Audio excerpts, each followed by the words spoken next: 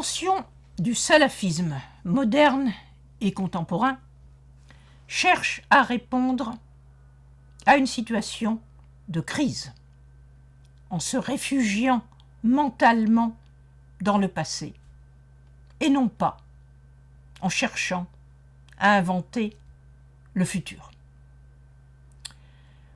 On va essayer d'explorer très rapidement la notion de salafisme.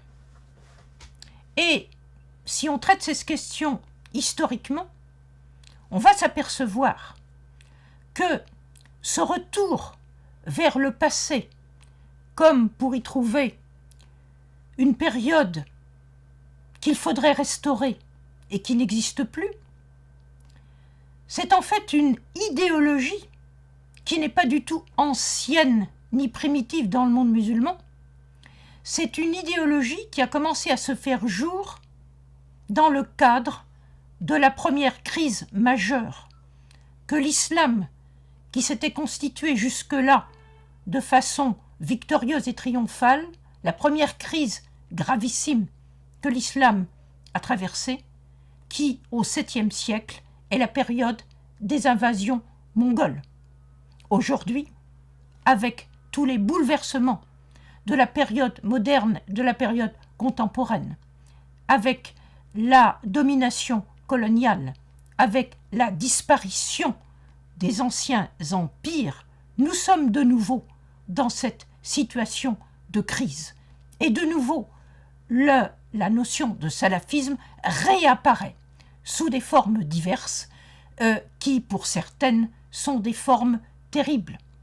Or, si on revient sur l'histoire première de l'islam, on s'aperçoit que de la société tribale de l'origine à la constitution de l'empire, des empires successifs jusqu'au XIIIe siècle, eh bien, les hommes de l'islam ont su répondre aux enjeux de chaque époque et ne se sont jamais réfugiés dans le passé.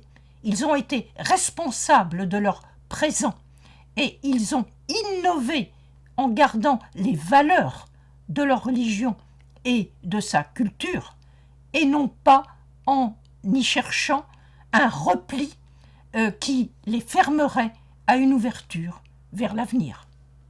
C'est une leçon qui devrait nous servir pour mieux comprendre la position que nous devons avoir aujourd'hui.